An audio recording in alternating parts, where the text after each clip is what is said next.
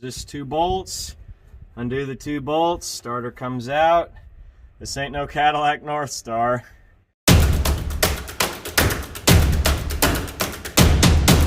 This truck is one that I bought in 2015, about 5 years ago.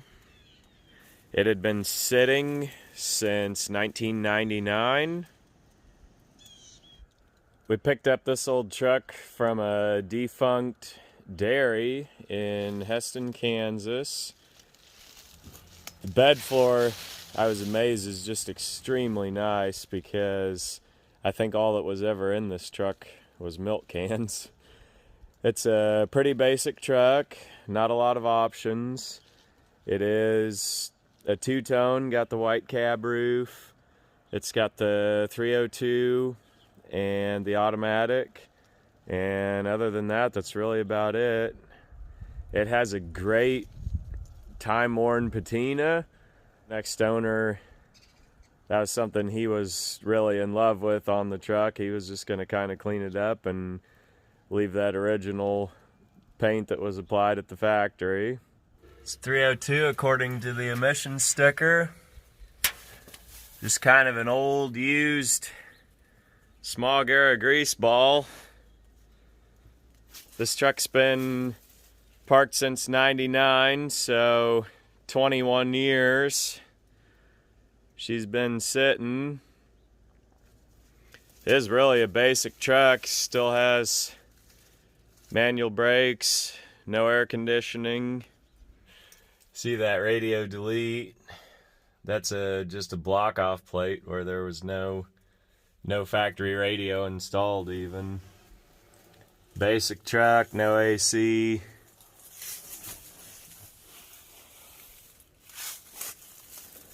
Just an old working truck, none of the creature comforts that we all know and expect today.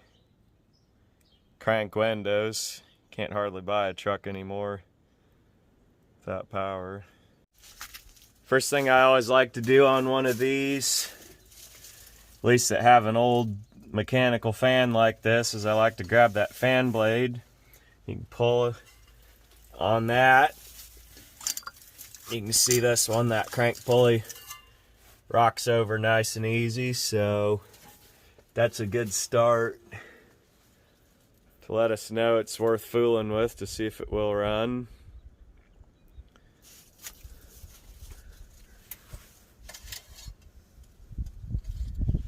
Oil on the dipstick is a good sign, and it is still full and contaminated, but clean of any rust, any water. On an automatic, guys, I like to check the transmission fluid too, just because you do want to have some transmission fluid in that torque converter.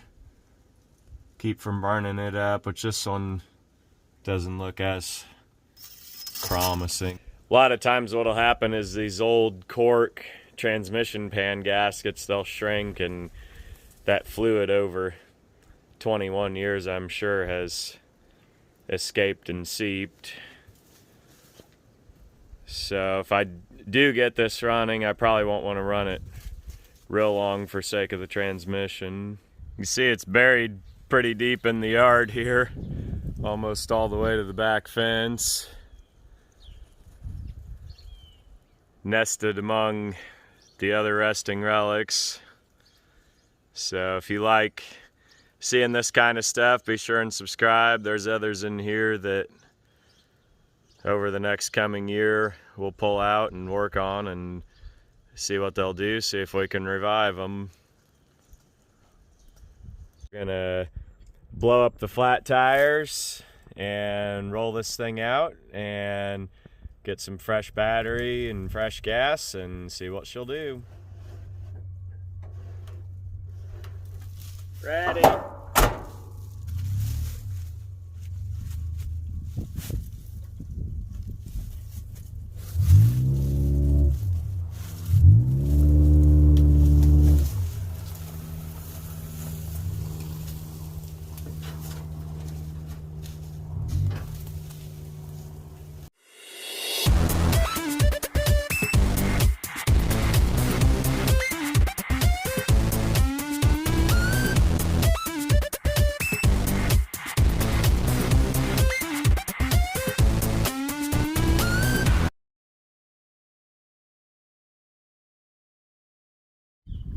Alright, first things first. Pull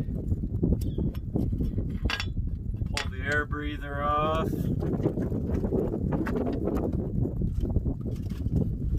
Uh-oh.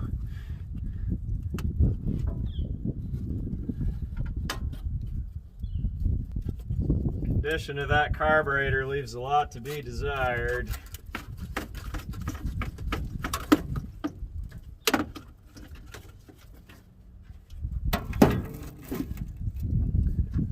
About guarantee that linkage is going to be pretty stuck.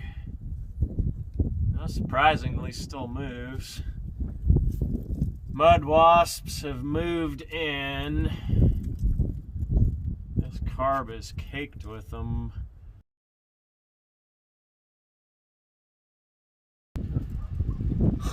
Talk about being mothballed.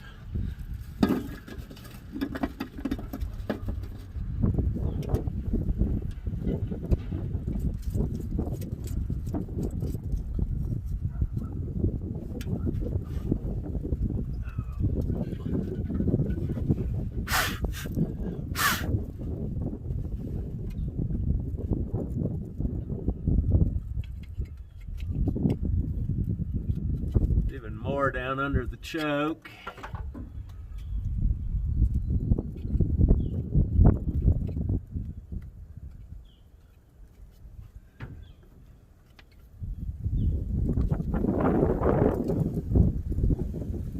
Break all these out of here to even get the choke to move. What a mess.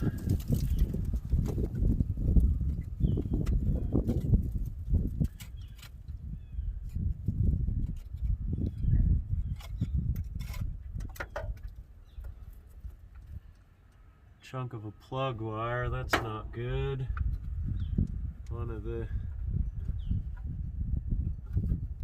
mice chewed that off.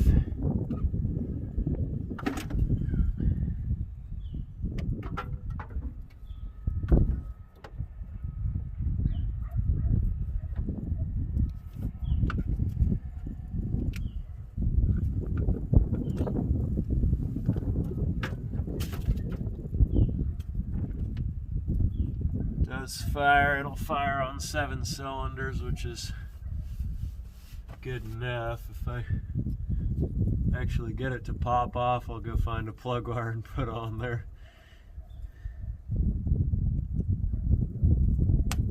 Choke is free now. Carb's actually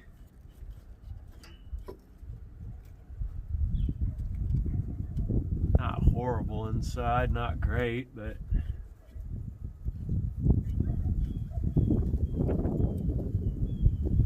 not sure where the bowl vent is on these. Usually there's a tube that comes up. This is the bowl, and that when that tube comes up, you can fill a little gas in there and fill that up. Fill that float bowl, and they'll run for about 5-8 seconds on that float bowl. This one doesn't appear to be that way, so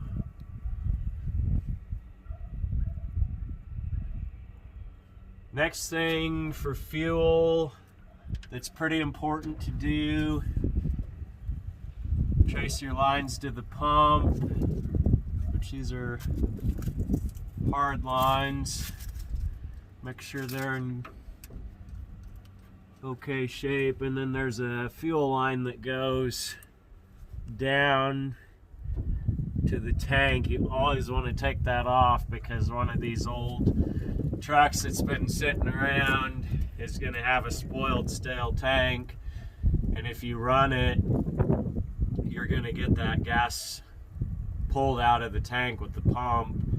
And when that gas, guys, it's old, it varnishes, and that varnish gets sticky, and they'll run, they'll fire on it, but then after that motor cools down, that gas will actually stick, physically glue the intake valves together, and then you're going to be pulling your heads apart to rebuild them. So I'm going to grab a pliers, I'm going to get that fuel line pulled off, and then after I get it to turn with the battery, other than splashing fuel in there, that's really all the attention the fuel system really needs, since I don't have a bowl vent to fill.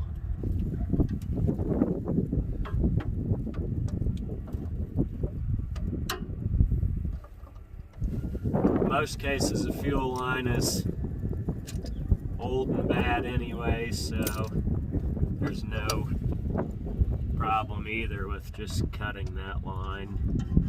Alright, fuel line separated. One of these old Fords,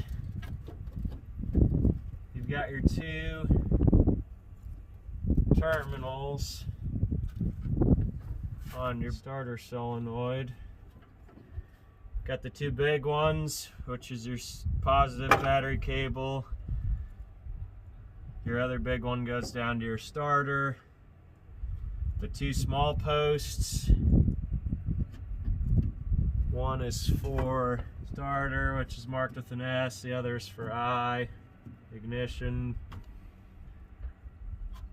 Don't have a key for this truck, so I've got to manually get a hot coil wire from the coil, run to the battery, since I'm not going to be getting any ignition voltage from the solenoid because I don't have a key. Neat thing about one of these is you can take a screwdriver, you can jump that starter terminal to that red positive battery cable. You can see if it'll turn.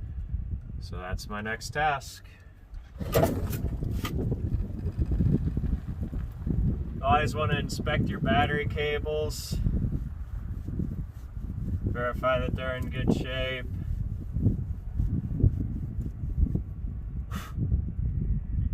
Get them cleaned up bare.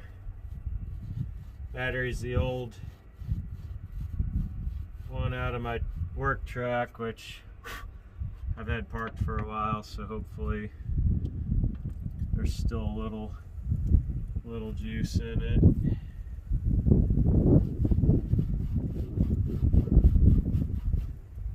Get everything cleaned up.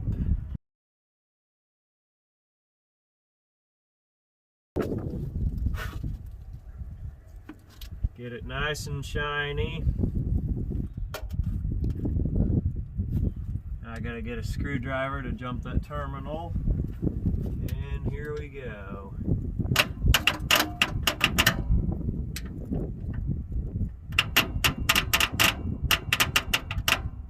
Now,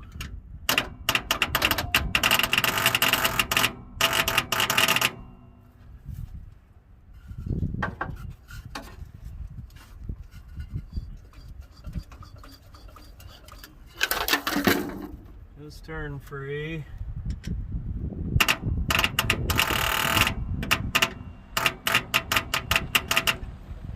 Don't know what that's all about. Solenoid growling kind of makes me think there's a starter problem. So first thing kind of do is tap on it.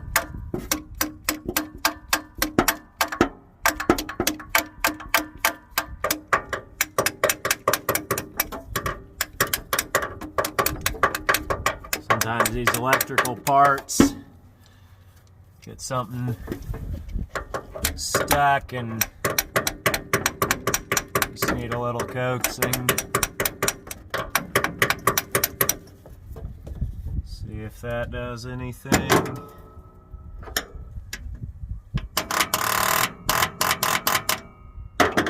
Nothing, so I will pull the starter off and give it a check here.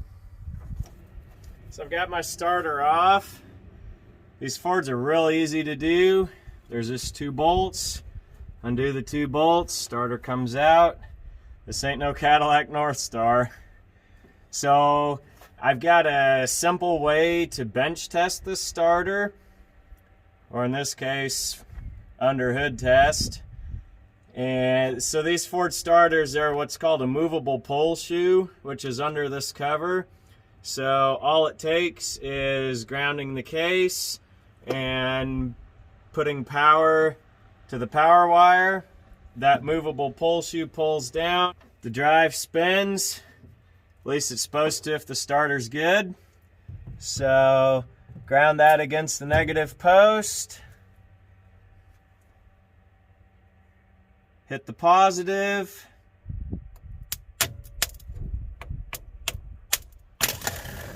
and she engaged.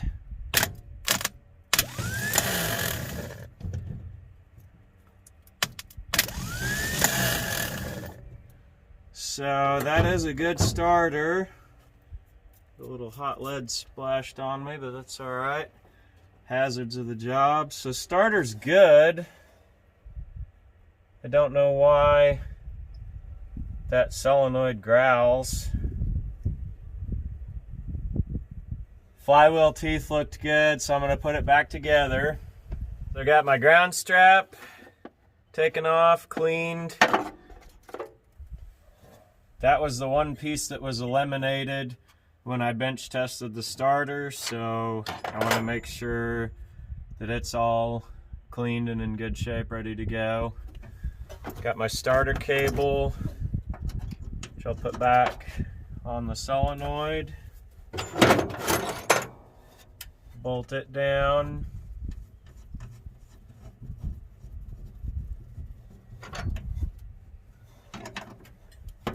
And I'll be ready to jump again across the terminals, see if we get any fire. If that doesn't work, the next logical step would be to go directly from the starter to the battery and eliminate the solenoid.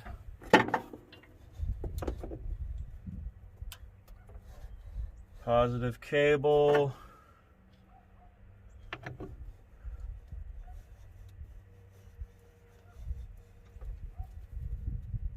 On and locked, and here we go again.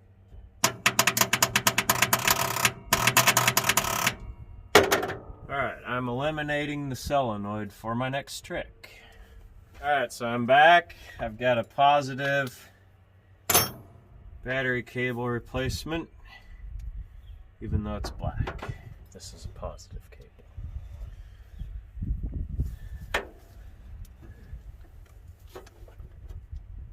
So the building blocks of knowledge of repair really boils down to two things.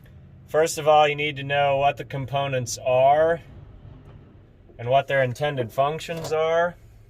And second of all would be knowing how they work together.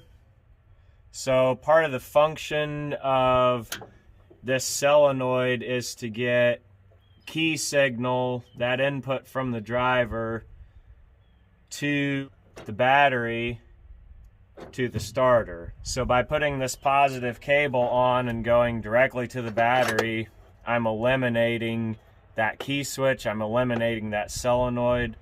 I'm essentially doing what we did on the bench test with that starter on the motor to where it will engage.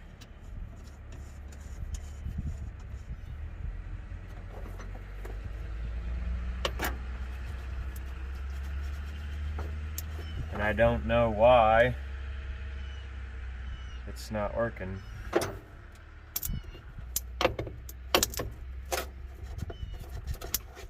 So the last piece that I can eliminate, that I haven't already, is the negative battery cable. So I've got another brand new replacement. This cable that's on the truck really doesn't look horrible. There is a bit of cracked insulation and it's kind of greasy, but I don't see anything about it that would keep it from making a good ground. So aside from that,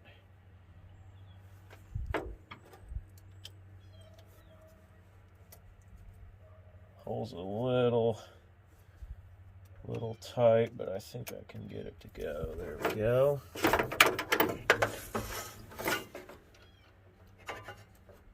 Already cleaned the spot on the block where it bolts. Some of these you have to kind of watch if that battery ground cable is bolted on like an alternator bracket or something. These get some age and some rust. I always really like to bolt it directly to the block, which this one is. So some of these, when you're tinkering on them, doing your own will it run, that's something to kind of keep a watch on.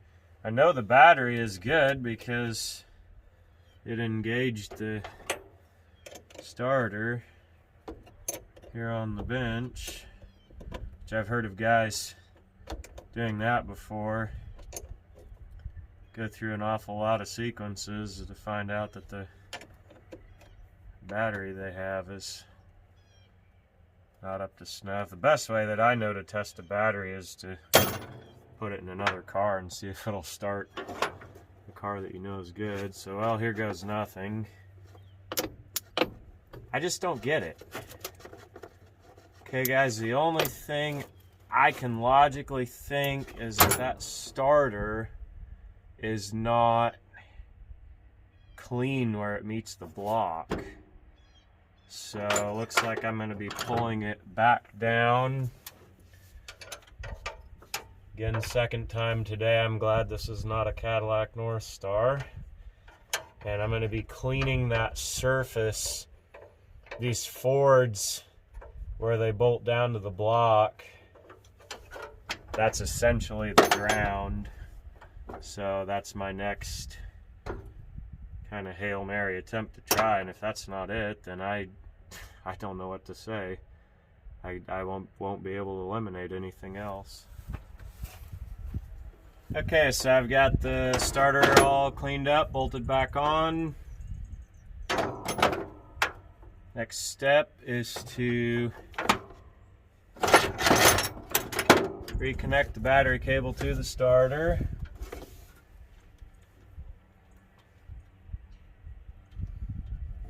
If this does not crank, then I've exhausted my options.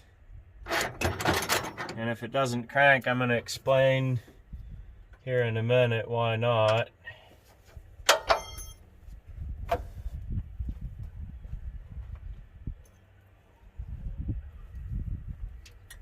But if it does,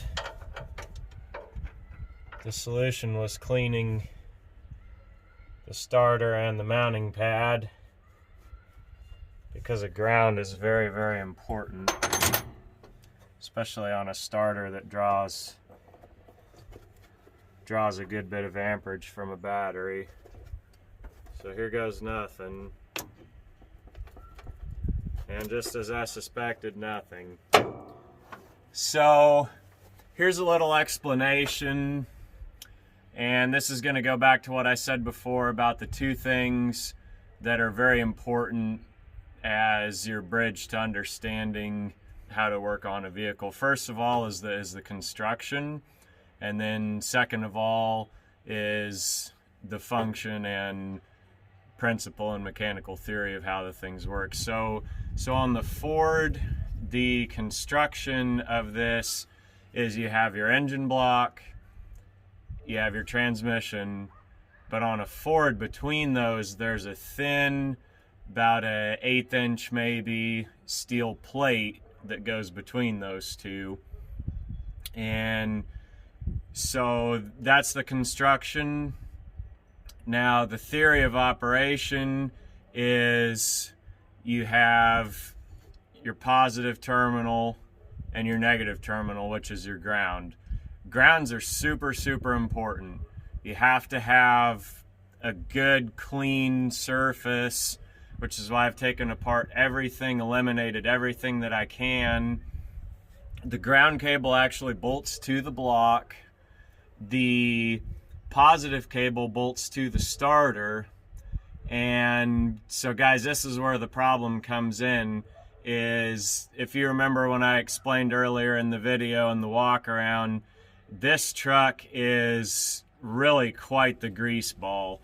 I mean, this motor and tranny are wearing an awful lot of grease and grunge and grime and dirt and gunk. And so you have that starter, which is clean. I don't know if you noticed that starter, it's rebuilt, so it's come out of the shot blast cabinet, and that metal is clean bright after I rubbed it down again with the steel wool. The problem is that it's bolting to that steel plate, which is sandwiched. The starter bolts go into the transmission, and so that's a long path for that ground to go through several layers of greasy parts. And unfortunately, you know, the starter being the highest amperage, highest draw part of your car's electrical system, there's just not enough good, clean, bare metal parts for that ground to travel through. This one, unfortunately, I'm going to call a fail. For every mechanical problem, there is a solution. So the solution to this one, unfortunately, would be either pulling the engine, pulling the transmission to get those three parts that ground has to go through: the block, the spacer plate, the transmission, getting those three separated, getting them cleaned off, getting them to bare metal for that ground to have a path to go through. This is one that obviously this truck has been sold. I've got a customer coming to pick it up. So honestly, I kind of did this just as an exercise to show you guys a little bit of what's involved, what it takes to wake something up like this after it's slumbered for 21 years not running. And, you know, other than that, it's just kind of a way to show you guys the principles and the different methods and approaches that I take to get one running again. So, you know, had this been one that I was keeping, or that I was going to build for myself, or that sometimes too, guys, I have customers that'll say, I need to hear it run to decide if I'm going to buy it or not. You know, then I have a little more reason to keep going. But today, this is kind of one of those where I've taken it as far as I can. And other than that, that's about it for this one. So thanks for watching. Check out what I pull in later and subscribe. If you like this kind of content, check out my other videos on my channel, and check out my Facebook page, Resting Relics. Give that a like. And if you guys have old vehicles that are sitting around, or even stuff you're working on, jump on Resting Relics there and throw on some pictures and talk a little about what you're doing, and share it with the other guys and gals that are on the page. Thanks. See ya.